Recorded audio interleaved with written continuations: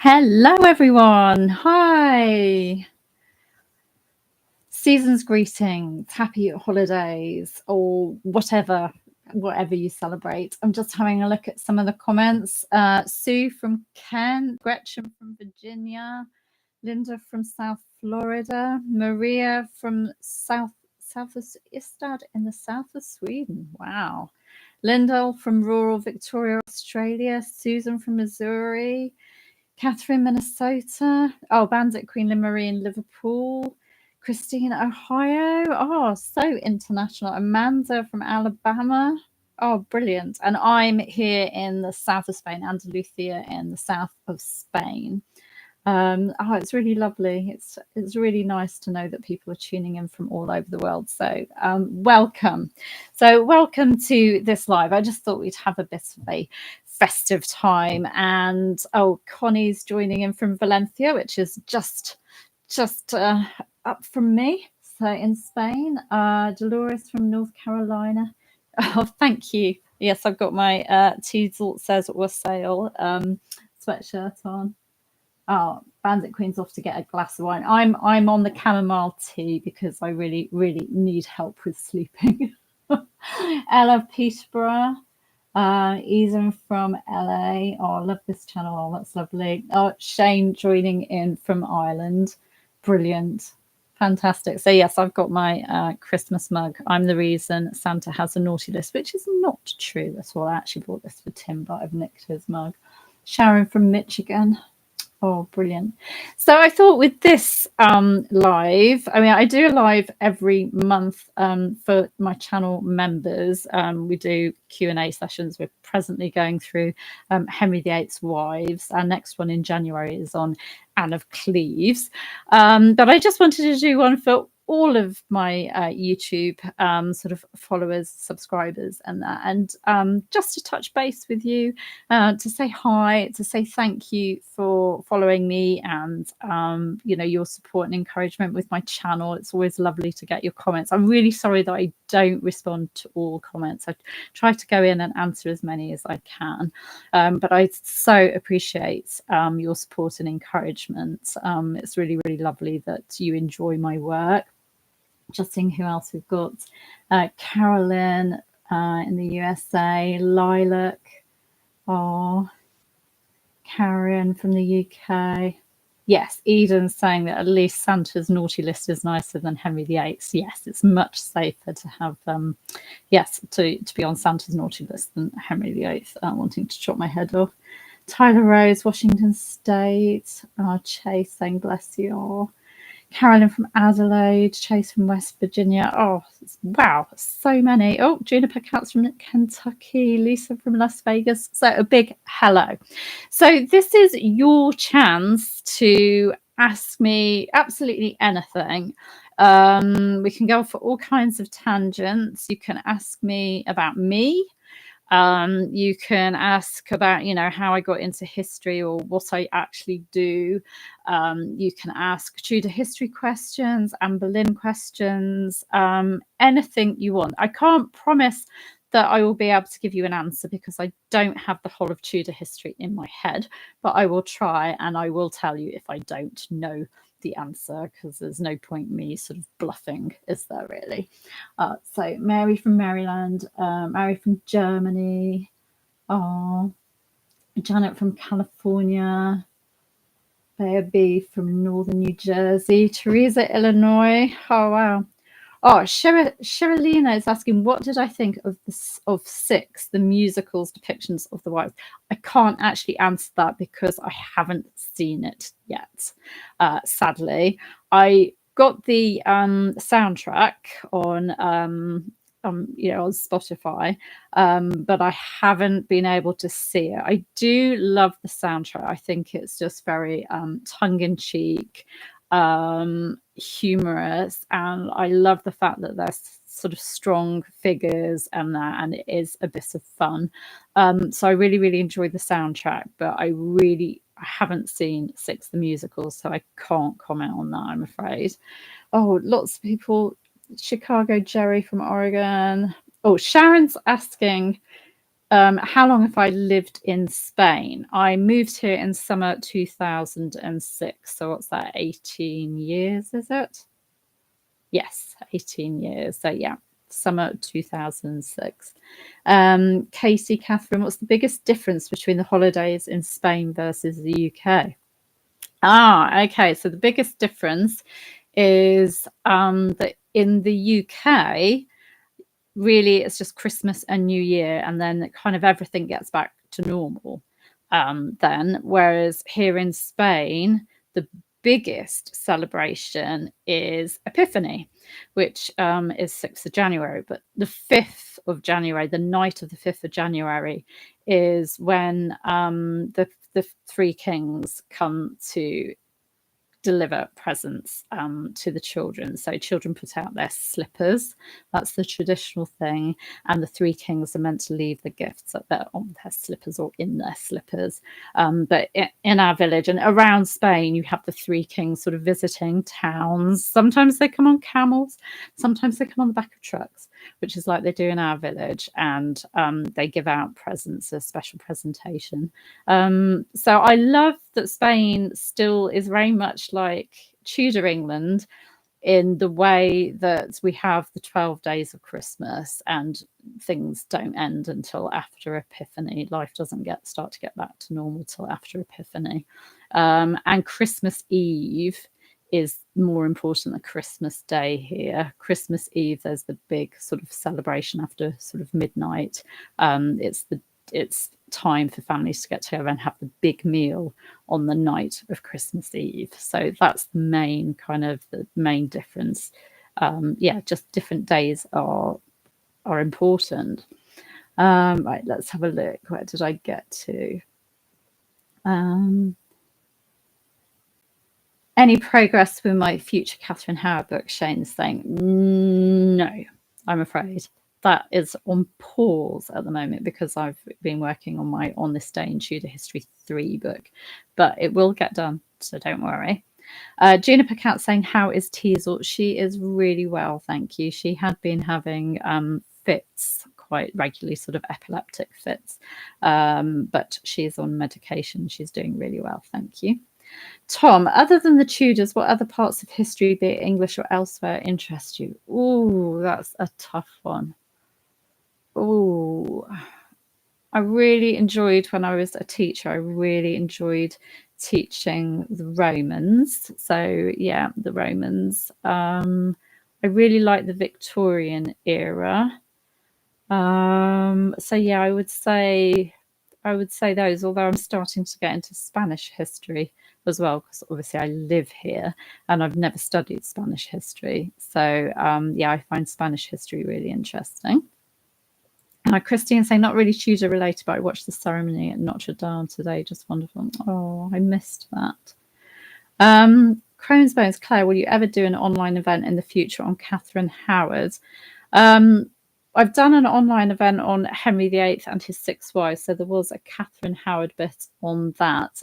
Gareth Russell was the speaker on Catherine. I also handled looking at I did the Executed Queens event as well, where I looked at the fall of Catherine Howard versus Anne Boleyn.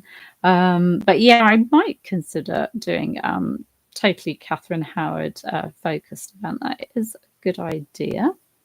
Tyler Rose, is there any possibility of ever finding out Anne Boleyn's actual birthday? No, not unless we find, some paperwork, some inscription in a Bible or a dictionary or something, like Sir Francis Knowles, Catherine Carey's husband, recorded the dates of birth of their children in a family Latin dictionary. Unless we find something like that belonging to Thomas Boleyn, or unless Anne Boleyn's written in something and we just haven't seen it.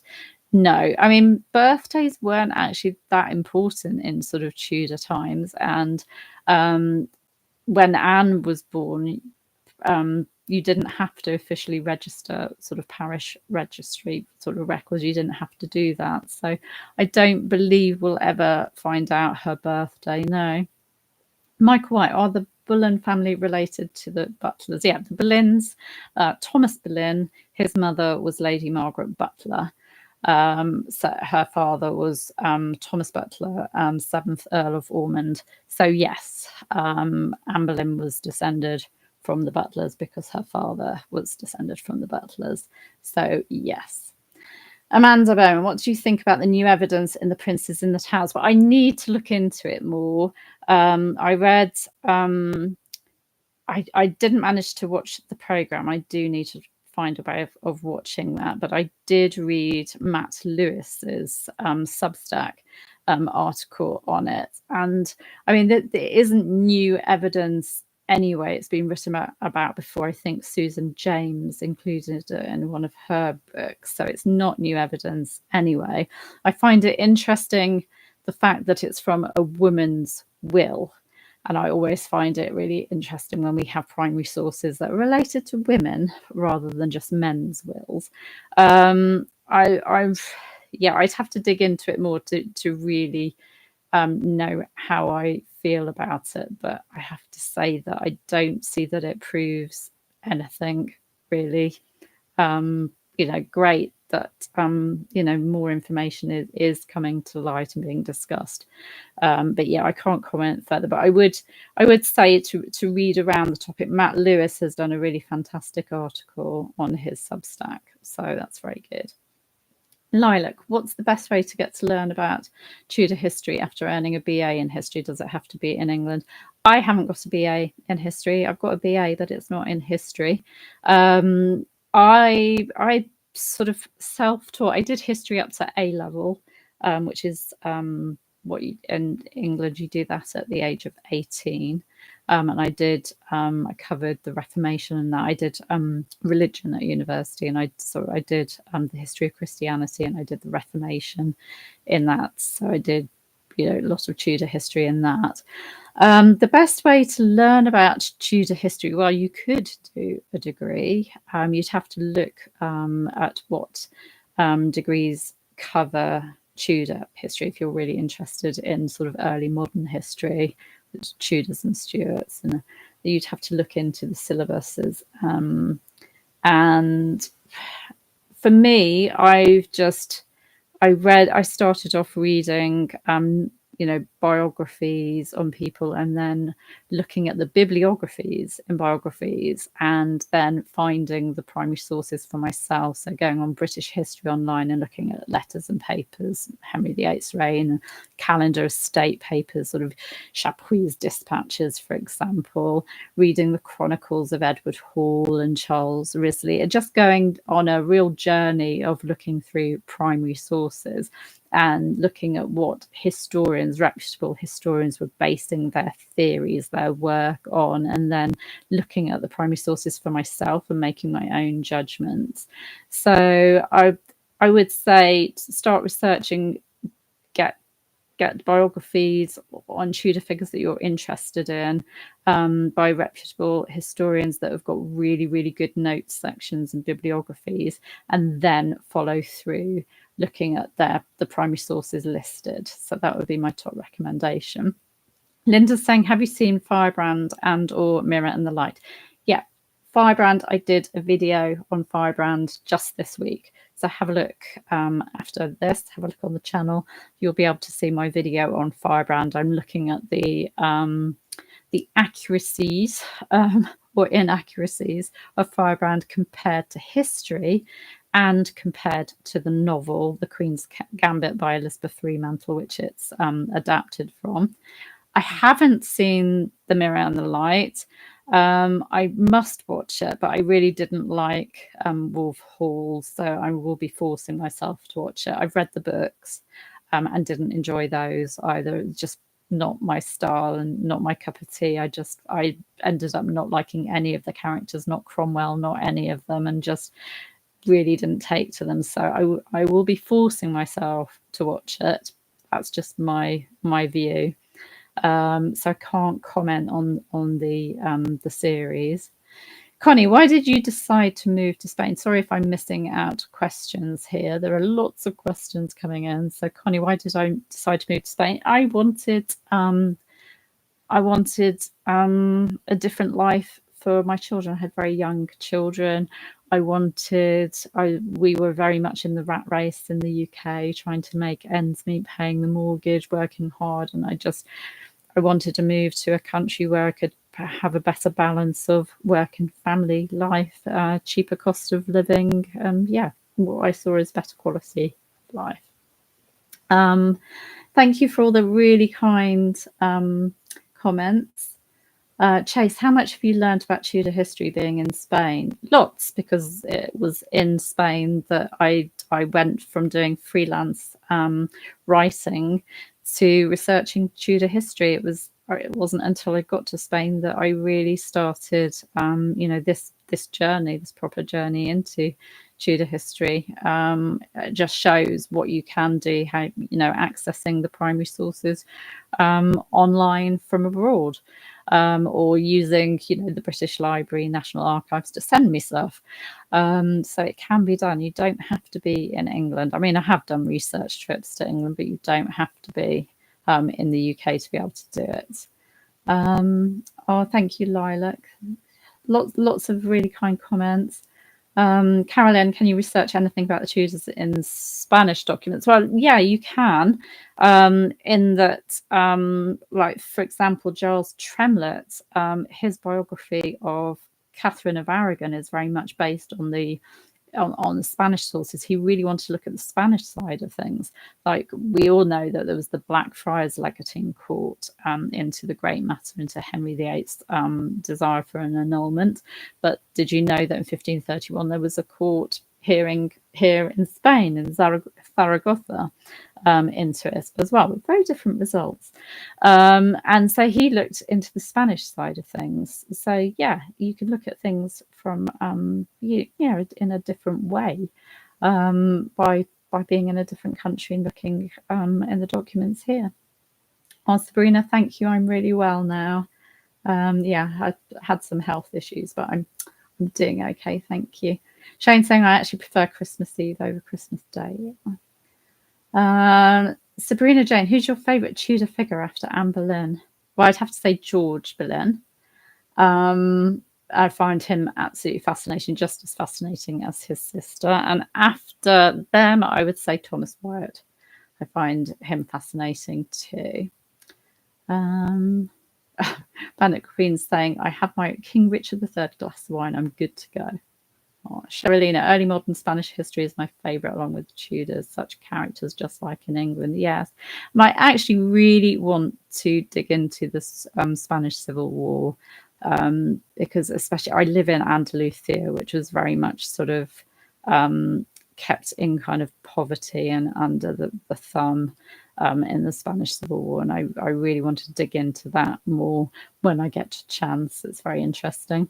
Colleen, oh, hi, Colleen. I love your little Christmas tree emoji there. I've been enjoying all the Tudor Christmas videos where I decorate my tree. Oh. Gretchen's saying, can you recommend a good book on Anne of Cleves? Oh, yes. I really love Elizabeth Norton's biography of Anne of Cleves. That's a really good one. I really like Retha Warnick's look at the marriage of Anne of Cleves. I can't remember the title of it. It is on my bookcase behind. But Retha Warnick really digs into the marriage and the divorce, the marriage and the annulment. And it's very, very well researched. And then there's Heather Darcy's book as well on Anne of Cleves. So yeah, those. Oh, and Mary someone, another good one, Mary someone, can't remember offhand. But yeah, if I was to buy one of those, I'd go for, first to get an overall view of Anne of Cleves, I'd go for Elizabeth Norton's. Retha Warnick's is quite heavy. Elizabeth Norton's is a really good introduction to Anne of Cleves. Bandit Queen, the Richard III thing, it's not new evidence exactly. It's been known since 1826. Susan James has written about it, but it's good that these things, that programs are done on these things, so that the cause discussion, don't they? They open up discussion. Shane, what do we know of Anne's transportation to the tower in 1536? What boat was used? Many spectators, and was it night or day?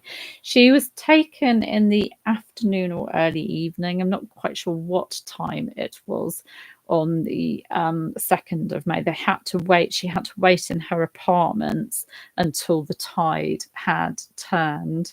Transport on the Thames was very important that you went with the tide, because there was a lot of effort to row against the tide. She was taken in a barge. I'm not entirely sure what it would have looked like. So it would have been sort of late afternoon, and she was taken with members of the I'm trying to think, members of the King's Council who went with her. I can't think offhand. I have written about it in my book and on the Anne Boleyn files. If you look up in fact, if you look up on YouTube, my 2nd of May video, I talk about who escorted her. So yeah, many spectators. I don't think anybody would have known. So I doubt there would have been any spectators. I would have been kept very quiet at that point. Tom, sorry if this is a bit risque, but do you think Elizabeth actually was a virgin queen, or do you think she lost her virginity at some point? Yeah, I do think she was a virgin queen. I mean, there are other ways. I think it was too much of a risk for Elizabeth to lose her virginity to someone. Obviously, you'd be risking pregnancy. So I think it was too much of a risk for her to actually lose her virginity.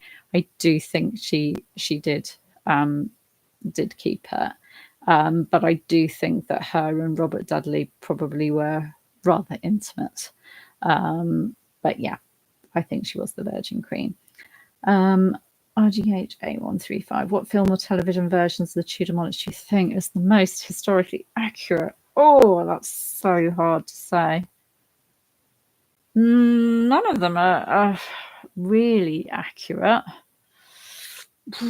I really love Anne of the Thousand Days, but again, that's not completely accurate. The Six Wives with Keith Michelle, it was a good series.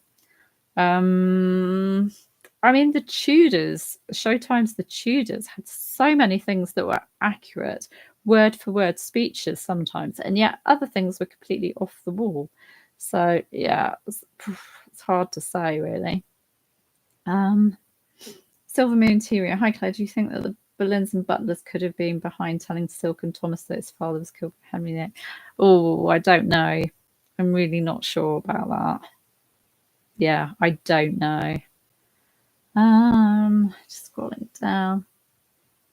Sabrina, did the people ever warm to Anna as queen? It's really hard to know what the people thought. I mean, I'm not sure that the common people really had sort of strong opinions about who was queen, because it really didn't matter to them what was going on. So it's really hard to say. I think there was certainly murmurings about what was going on when she was in the Tower and Henry was courting Jane.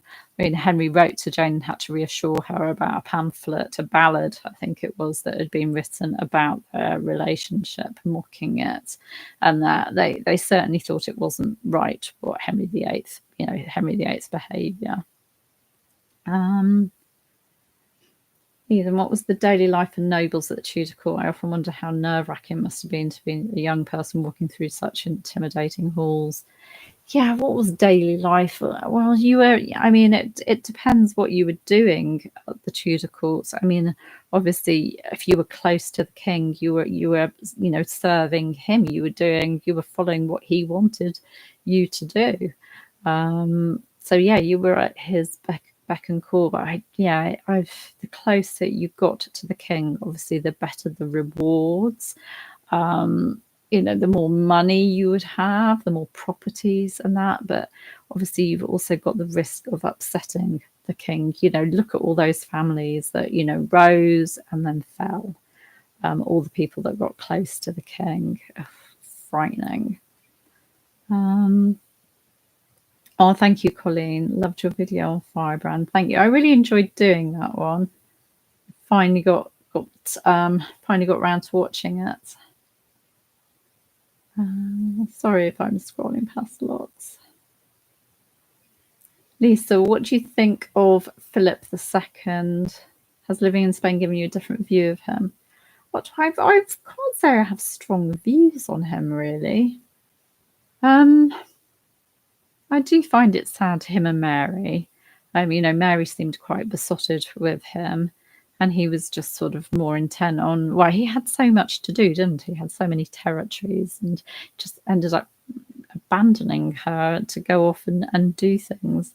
I don't really have any strong feelings, and so I don't think living in Spain has given me a different view of him. No, I do think I go to the Alhambra quite regularly, and this is talking about his father, Charles V. Obviously, there's Charles V, the Palace of Carlos V, Charles V, at the Alhambra, and I know it's beautiful and it's Renaissance architecture and that, but it isn't beautiful when you look at the Nasrid palaces, the Moorish palaces at the Alhambra. It is an eyesore compared to them. And if you think that what was pulled down, Moorish beautiful architecture, was pulled down by Charles V to make way for his palace, it's rather annoying. Oh, Carolyn's saying you have nearly 72,000 subscribers. Yes, thank you, everyone.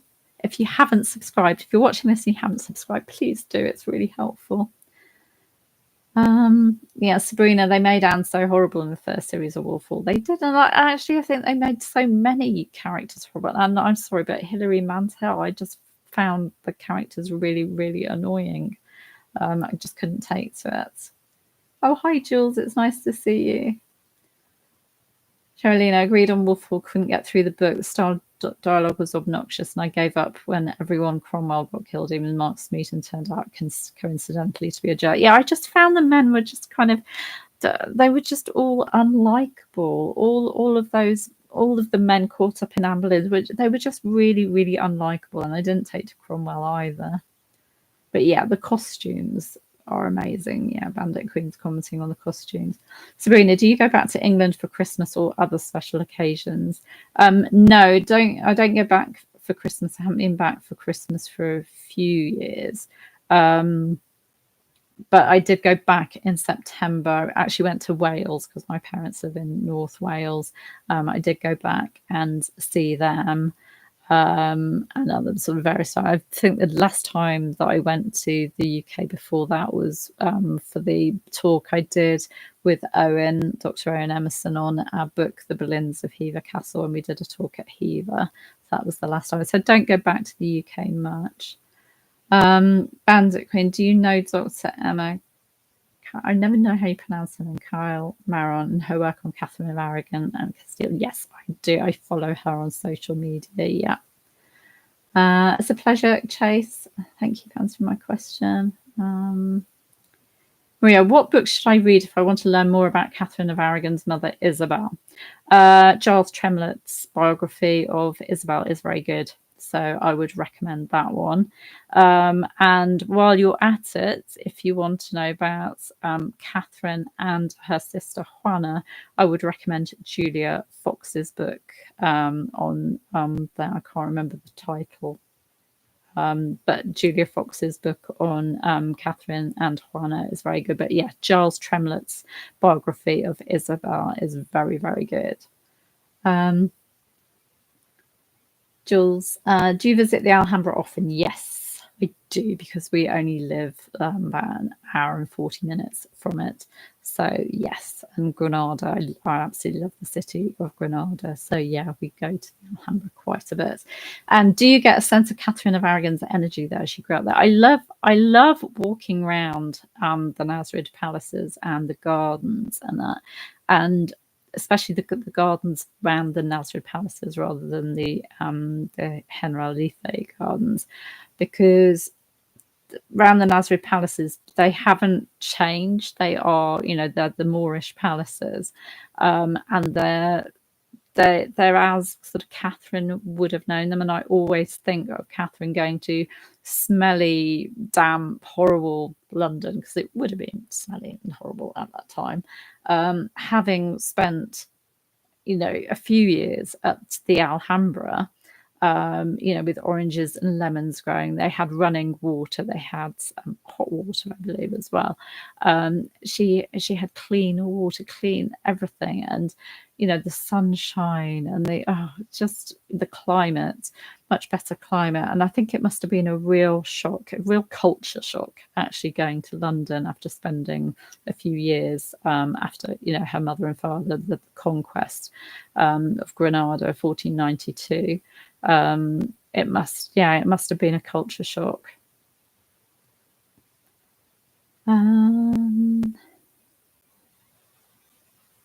Shane, any truth to the reports that Anna of Cleves expected to become Queen Consort again after Catherine Howe's downfall, and that Anna of Cleves disliked Catherine Parr? Yes. I think I spoke about this quite recently, about, did I do it in my Anna of Cleves video that I did quite recently? I think so. Anne of Cleves, she obviously, after the annulment, she was sort of sent away from court and that. But when Catherine Howard fell, she assumed that Henry was going to return to her. She was under that assumption that, that the Catherine Howard thing hadn't panned out. He'd realised the error of his ways, and that she would be taken back. And actually, the Cleves ambassadors seemed to have been sort of under that impression as well, and started sort of trying to open negotiations. Obviously, it wasn't to be. And yes, there's a comment that she made about Catherine Parr not thinking that Catherine Parr was as good looking as she was. That's really paraphrasing it. But yes, she was quite shocked when Henry VIII got together with Catherine Parr. So yes, her nose was definitely out of joint over it. Yes, very, very shocked by it. She really did assume that Henry would take her back. She, like Catherine of Aragon, she felt that she was his rightful wife and queen. So, Cheryline, Anne of 1,000 Days is one of my all-time favourite movies. Yeah, Geneviève Bujold's brilliant. Yeah.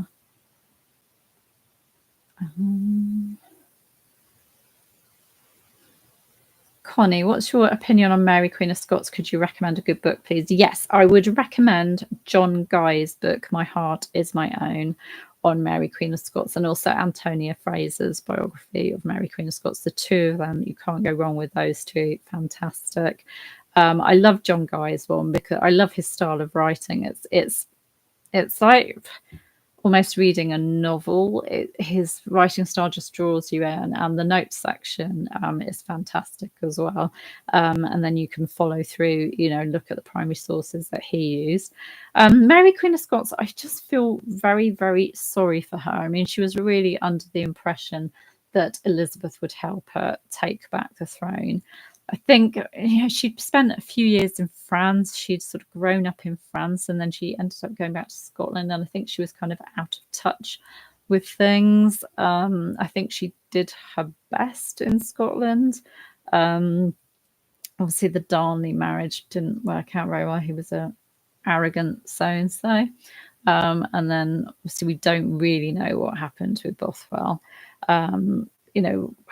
Yeah, it's hard to know what happened with her and him, but obviously, yeah, her marriages weren't popular with the Scottish lords. But yeah, going to England, she expected Elizabeth to help her, but Elizabeth was in that impossible situation that she couldn't help Mary and make an enemy of Scotland. And it was like, what do you do with Mary? She's a bit of a risk. She's, if you let her be free in England, she's a little bit of a big risk, a figurehead of rebellion and that. So yeah, impossible situation for Elizabeth, and very, very hard on Mary. And I can't blame Mary for plotting against Elizabeth, because wouldn't you try and get out of the situation you were in if you'd been in prison for years and years and years? I know obviously she was kept quite well, but she was still didn't have her freedom, did she? So I feel very, very sorry for her, and I love John Guy's book on her. But I think William Cecil was the one that really is to blame for Mary's downfall. He really felt that she was a risk to Elizabeth and that she had to be annihilated. That risk had to be taken out. So yeah. Bandit Queen, we know what Anne wore at her coronation, but do we know what she wore on the day of her arrest? I'm just trying to think off the top of my head if there was any description of what she was wearing. No, I don't believe there was on the day of her arrest. I don't believe there is a description of what she was wearing on the 2nd of May. Not that I can think of off the top of my head. Susan Christmas, do you think Chapuis exaggerated excessively in his letters? I think he did exaggerate, but I think he was also trying to do a good job at keeping, Charles V up to date on things. So he's repeating things he's heard. And a lot of it would have been gossip. But he does try and correct himself if he gets things wrong. But yeah, he's obviously his information is only as good as his sources, and obviously they could be wrong, and it could just be gossip. So you can't rely on his as being accurate. And obviously he has his biases. There are people like Anne Boleyn that he didn't particularly like. So yeah, he did exaggerate, and he does get things wrong, and he is quite gossipy. Sabrina, I'd want to be as far away as possible from Henry if I was a young woman back then. Yeah, me too. Oh, thank you, Michael. Christine, didn't Philip want to marry Elizabeth after Mary died? Yep, in fact, that probably would have been a sensible thing to do. Yes, move on to the next Queen of England. Great alliance. Yeah, makes sense. Bandit Queen, do you think the Holbein sketch is I to and fro on it.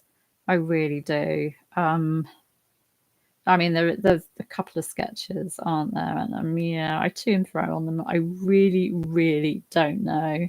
I'd like to think they were, and I'd love for Hever Castle to test the Hever Rose portrait, because I know that they want to test it. I don't know whether they've got around to doing it yet and what the results of that would be, because I would love the Hever Rose portrait to be contemporary. Wouldn't that be fantastic? I love that portrait. Yeah, don't worry. People are apologizing for asking too many questions, but really, really don't worry. Sister Queens, Colleen is saying, yep, that's it. The Julia Fox book on Catherine and Juana is Sister Queens. Yeah, thank you. I have got it on my bookcase over there. Barbara, why do you think Henry VIII wanted Margaret Pole executed? He treated her well in the town and even paid for new clothing for her right before she died.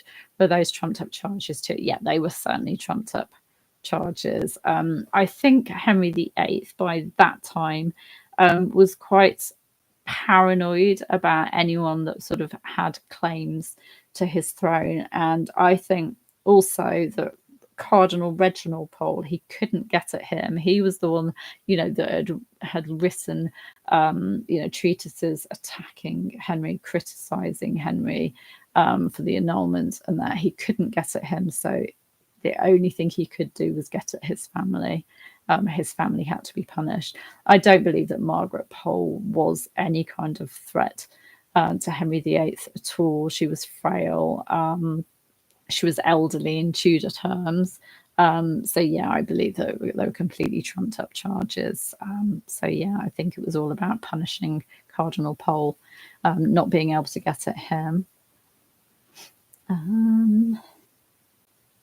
Jordan, I love the show The Tudors. Anne's execution scene makes me cry every time. Yeah, Natalie Dormer does a wonderful job. Yeah, the bit that really upsets me watching The Tudors is when Natalie Dormer's Anne is in that prison cell where she can see the men being executed, and she's just in bits. I know that didn't happen in real life, but that's just awful, her knowing that her brother and those men are suffering like that. Just awful.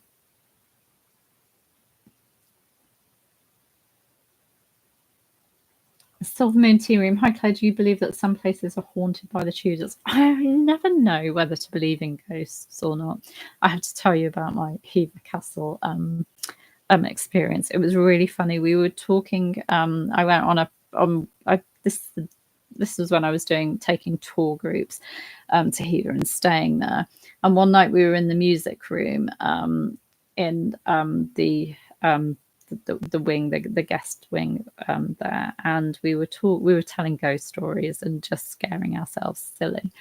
And then I went back to my room, and I thought, oh, wouldn't it be lovely to see, Anne Boleyn's ghost, even though I don't really believe in ghosts. I believe in that there are strange things we can't explain, but I don't really believe in ghosts particularly.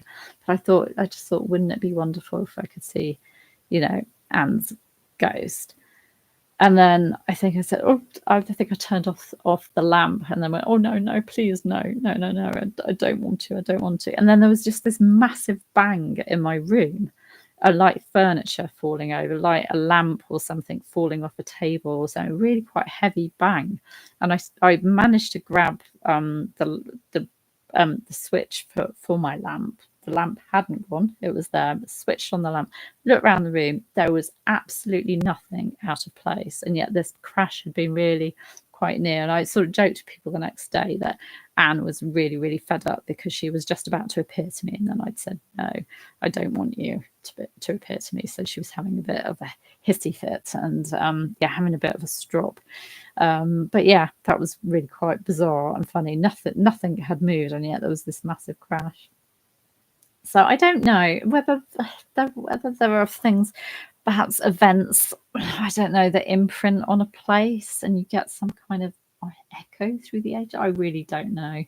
I don't know, but I have friends that have had that live in sort of historic properties, Tudor properties in England, that have had weird things happen to them that they can't explain. And I know, like, staff at historic properties have had things they can't explain happen as well. So I don't know.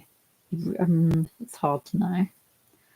Jordan, do you think there were any other reasons Anne was beheaded other than her not having a son? It depends what you believe about the reason, about who was behind Anne's beheading. I mean, for me, I believe Henry VIII was the one behind it. I believe that he tasked Cromwell, saying, do it, at any cost, do it. And I believe it was because she hadn't provided him with a son, that the marriage seemed to be going like Catherine of Aragon. She'd had, possible stillbirth, 1534, and then the miscarriage. He thought it was history repeating itself. This marriage couldn't be right either. And I think he just he'd had that brush with death. Well, a reminder, no, it wasn't a brush with death, but it's a reminder of his mortality with that jousting accident, and the fact that he didn't have a son, that he could die at any time and the succession was not secure. So I think he just put that first. That was his priority. He wanted to move on to someone that he thought could give him a son. So I think her not having a son was, for me, the main priority. But I think he'd also, his interest in her had gone. He felt kind of let down by her after everything he'd done to have her, and she'd kind of let him down by not giving him a son. So I think he'd kind of fallen out of love with her, or wasn't obsessed with her anymore. If you think that Cromwell did it, you'd think that perhaps it was a matter of, well, it's either her or me. She doesn't like what I'm doing. She's opposing me. I need to get rid of her. But for me, it's Henry. And yeah, the main reason, I think Anne would have been safe if she'd had a son. Lisa, where did you get the Anne Boleyn figurine head on your bookshelf? It's really nice. The one the one that's actually got Anne with an axe as the handle, even though she was actually killed by a sword. I'm trying to think where I got that from. Whether it was, I might have got it off eBay. And then I've got a figurine of Anne with a lute, and that was given to me by my dear friend Jean. That's a really beautiful figurine. But yeah, the kind of Toby mug of Anne Boleyn's head, I think I got it off eBay. Can't remember.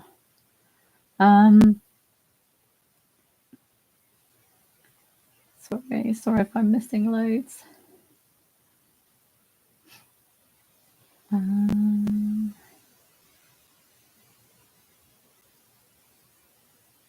Evelyn, have you seen any of those videos where they reconstruct images of Tudor royalty? Yeah, I have seen some of them. Yeah, and I do find it really interesting when they kind of use portraits and sort of AI technology and that to kind of bring them to life. And I think it does help us to see them as kind of real people. Aren't they? Holbein's portraits are amazing, aren't they? I mean, some of them are almost photographic. Oh, Dorothy's just popping in to wish everyone happy Christmas. Thank you. Shane, which Tudor court era do you find more interesting, Henry VIII or Elizabeth I? Well, I'd have to say Henry VIII because, you know, Anne Boleyn is my number one, you know, area of interest. So I'd have to say Henry VIII. But I do love researching Elizabeth I as well. And obviously it's a much longer reign, lots more people to look at. But yeah, Henry VIII for me. So yeah, Juniper Cat's asking about the AI bringing portraits to life. Yeah, they're fantastic. Katie saying I had a similar experience on a tour with Gareth, 2022. We were walking around the haunted gallery in Hampton Court, and as soon as Gareth walked by, the lights flickered. We joked it was Catherine Howard. Yes, she obviously really likes his book, Young and Damned and Fair. Fantastic Catherine Howard biography, by the way. So yeah, she was obviously telling him that she quite liked it.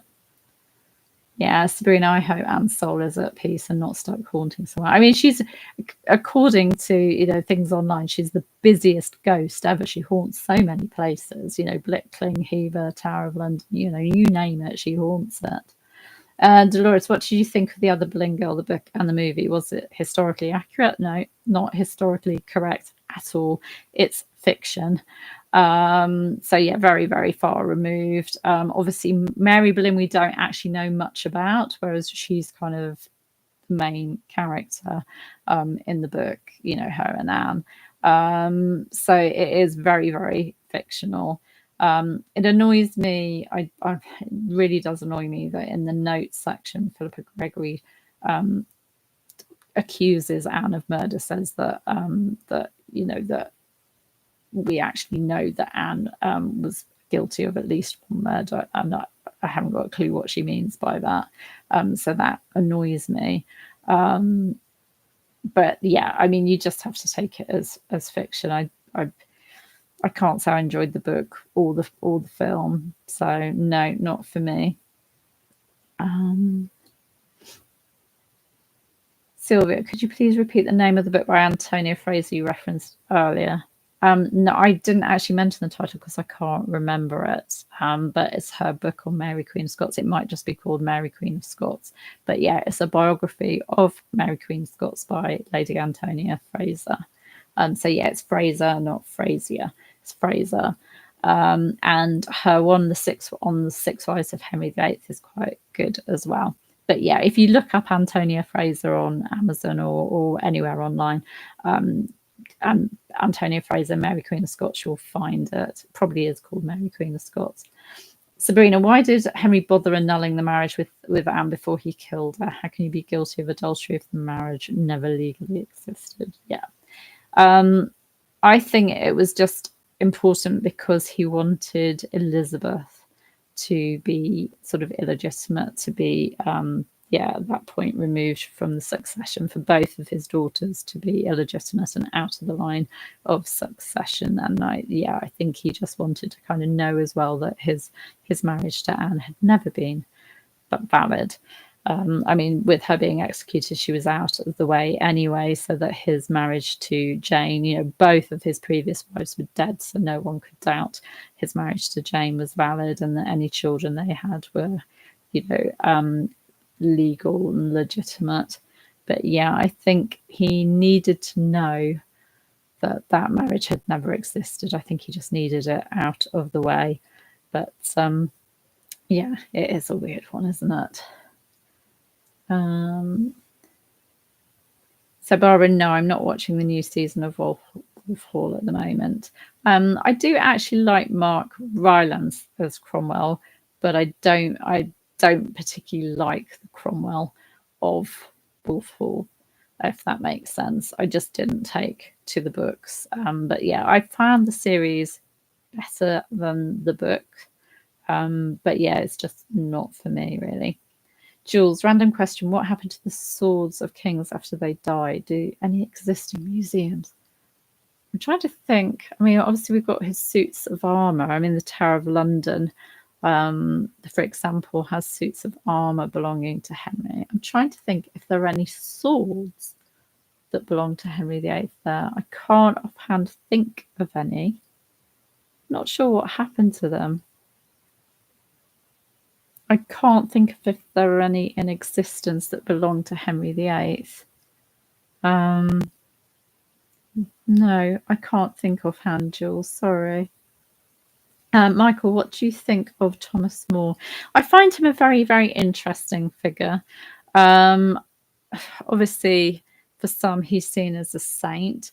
Some, you know, question that because of his involvement in sort of supporting the persecution of people he viewed as heretics. I think we have to remember it's really hard to sort of judge people when we're not living in their times and their context. I mean, for example, you know, people like Thomas More would have felt that they were saving souls by getting rid of heretics because they were a danger to people's souls. But yeah, I'm not condoning him getting rid of heretics the way he did. Brutal times, brutal thing to do. I find him really interesting. I had to study his book Utopia at university, and that is a very, very interesting read. Yeah, I find him fascinating. I love his views on sort of education and how he believed in educating women as much as men. And, you know, Thomas Boleyn's like that as well. Sir Anthony Cook is like that too. So very forward thinking in that way. A humanist man. Yeah, I find him fascinating. And I find it interesting as well that he knew Henry VIII so well. You know, he knew what Henry VIII was capable of. You know, his comment about, well, my head is sure to go. If the king wants a castle in France and the cost of it is my head, then my head will surely go. That's really paraphrasing, but he knew what Henry VIII was capable of, and he still served him. And I respect, you know, him. He didn't agree with what the king was doing over the Great Matter, but he went away. He tried to resign and go away from court without speaking out against the king, but obviously that wasn't enough. He had to die. I just find that very, very sad that people that served the king loyally and tried to do the best just ended up being treated like that by Henry VIII.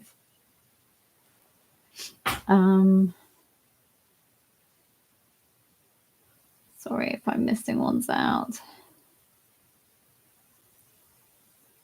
Crone's bones. I think I read somewhere that several jewels from Henry VIII's personal collection have been incorporated into the current crown of England to be worn by the king. True. I don't.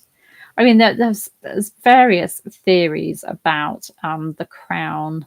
You know, today's crown jewels and whether they've got like pearls from Anne Boleyn's bee necklace. And no, there's no evidence that we don't know what happened to the Boleyn necklace. I'm not sure about that. I haven't actually read anywhere about how any jewels from Henry VIII's collection have been incorporated in the current crown. No, I haven't come across that at all. I mean, the crown jewels from the time of the Tudors don't exist anymore because everything was kind of melted down with Oliver Cromwell, after the Civil War, after getting rid of the monarchy. Things were melted down, reused in things. So I can't see that would happen. Really can't think of anything. Oh, thank you, Anastasia. Just checking. I'm sorry, Dorothy, if you're feeling poorly. Sorry. Oh, Jan saying, is the story that Henry and Thomas More had a wrestling match over a cloak? Never heard that story. So I really don't know. I haven't come across that story. That's an interesting one. I can't imagine it.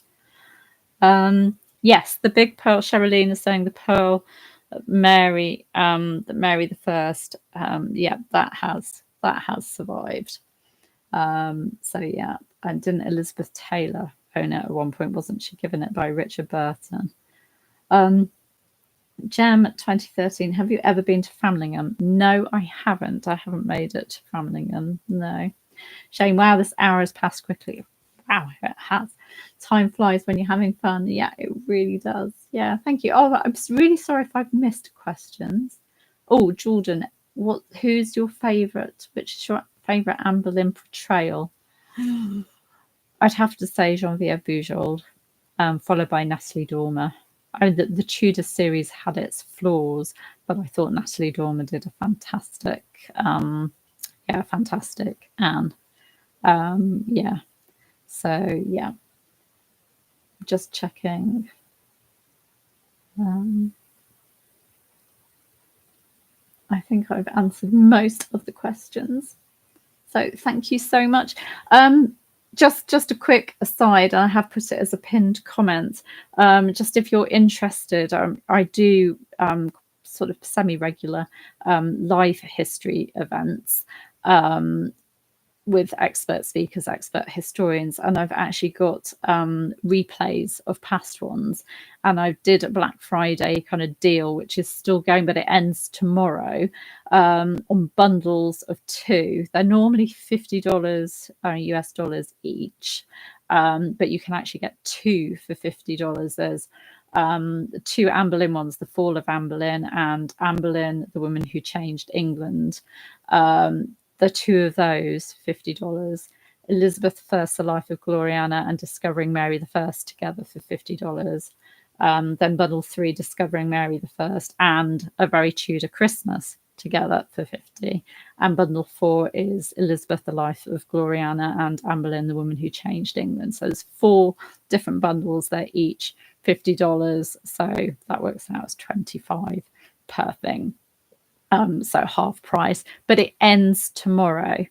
So you can find them on claireridgway.com, but I have pinned a comment to give you the direct link to them. But there's a banner, there's a bit on the homepage of claireridgway.com about them. So if you are interested in doing those, and they are expert historians, I think the Elizabeth one and the Mary one, for example, is 21 talks from expert historians. So I carefully pick people, reputable people. So yeah, if you fancy those, then do go and have a look at claireridgway.com. And thank you so much. I know I'm recognizing names of people that have bought them, so thank you very much. Oh, thank you. Everyone's saying happy Christmas, happy holidays. Oh, Alana's saying, do you have any idea who's been leaving the roses on Anne's burial place every year?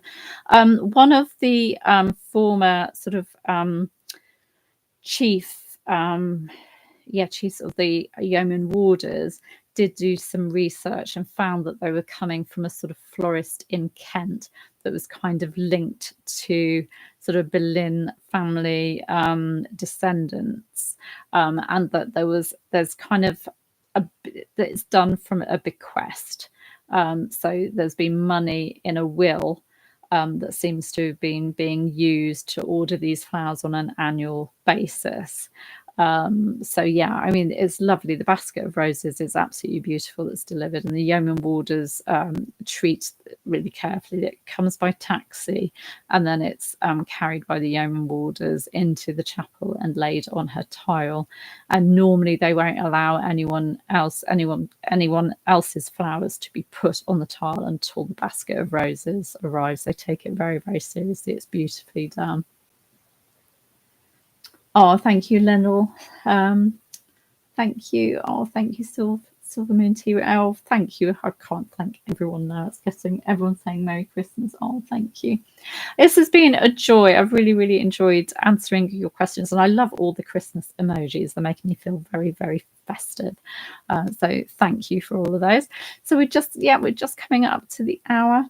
Oh, thank you. It's really, really lovely comments. I've really, really enjoyed doing this.